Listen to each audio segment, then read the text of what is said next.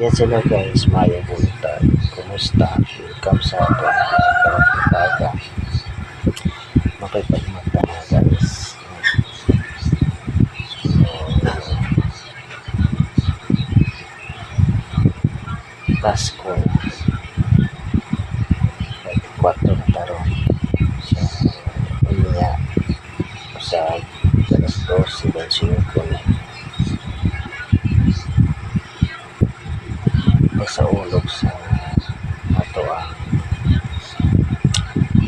Christmas.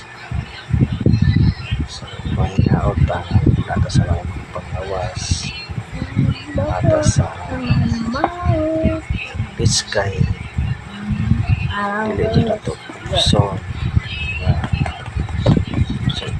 paano ito bukso na wala tayo ikahanda, wala tayo kwarta, at least kapiska sa panglawas na apir sa ito pamilya na mahal na importante guys. Kaya kung man ang tagaghanda nga ang kwarta inutang nilinding na iguman ang labad ay ulo asa ka ikayan maado na ang sakit nato sa mga Pinoy kaya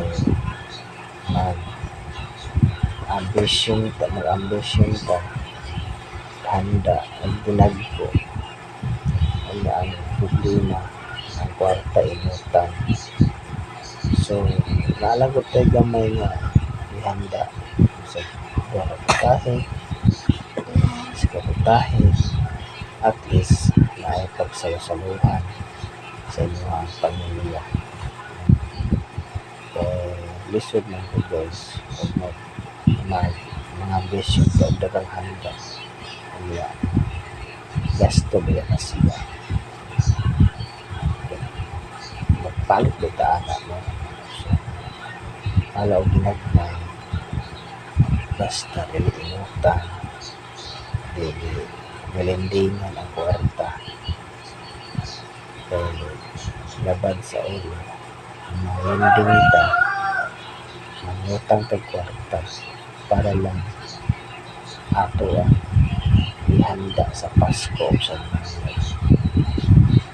ang importante guys palawahanda importante is atas kapiska sa itong panglawas, kapiska sa ito ang panglawas sa itong pamilya, buong pamilya, magiging pinaka-importante natin. Merry Christmas and advance Happy New Year sa ating mahayong